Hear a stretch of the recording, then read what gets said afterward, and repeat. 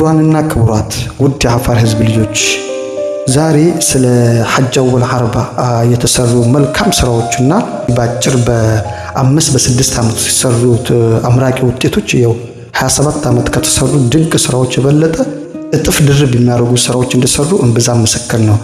ዛሬ ስለ ሐጅ አወል አርባ አመራር ስለ ሐጅ አወል አርባ መሪነትና ስለ አመራሩ ብቃት ስለ ህዝብ አገልግሎትና ስለ እውነተኛ ለውጥ ለመናገር ነው። እውነተኛ መሪ ማለት ለህዝብ በፍትህ የሚመራ በእኩልነት የሚያገለግል የህዝብን ጥቅም ከራሱ ጥቅም በላይ የሚያደርግ ሰው ነው። እንደዚህ ያለ አመራር ምሳሌ ከሆኑት መካከል አንዱ ሐጅ አወል አርባ ዑንዴ በፊት ይጠቀሳሉ። በአጭር ጊዜ ውስጥ ያሳዩት ለውጥ፣ ያከናወኑት ልማትና ለህዝብ ያቀረቡት አገልግሎት የእውነተኛ የአመራር ግልጽ ማስረጃዎች ናቸው። ክቡራን ህዝብ ከመሪው ጋር የሚቆም ከሆነ ያ መሪ ህዝብን በእውነት እያገለገለ ነው ማለት ነው። ዛሬ የአፋር ህዝብ ከአወል አርባ ጋር ቆሞ መሆኑ የተሰራው ስራ ታማኝነትና ውጤታማነት እንዳለው ያረጋግጣል። እኔም እንደ ወጣት እንደ የዚህ ህዝብ አንድ አባል የማምነው አንድ ነገር አለ።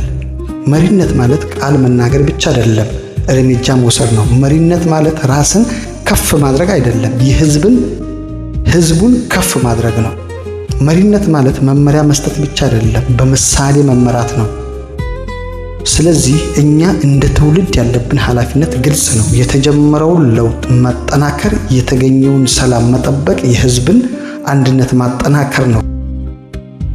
ክቡራን እችት መኖሩ ተፈጥሯዊ ነው፣ ግን እውነት ማየት ይጠይቃል። የአፋር ህዝብ ግን እውነቱን ያውቃል፣ ከእውነተኛ መሪ ጋር ይቆማል። መጨረሻም የአፋር ህዝብ ዛሬም ነገም ከአወል አርባ ዑንዴ ከብልጽግና አመራር ጎን እንደሚቆም በእርግጠኝነት እናገራለን። እኛም እንደ ትውልድ ከዚህ መንገድ አንመለስም። ለዚህ ህዝባችን እንሰራለን፣ ለሰላም እንቆማለን፣ ለአፋርና ለኢትዮጵያ እንተጋለን። አመሰግናለን።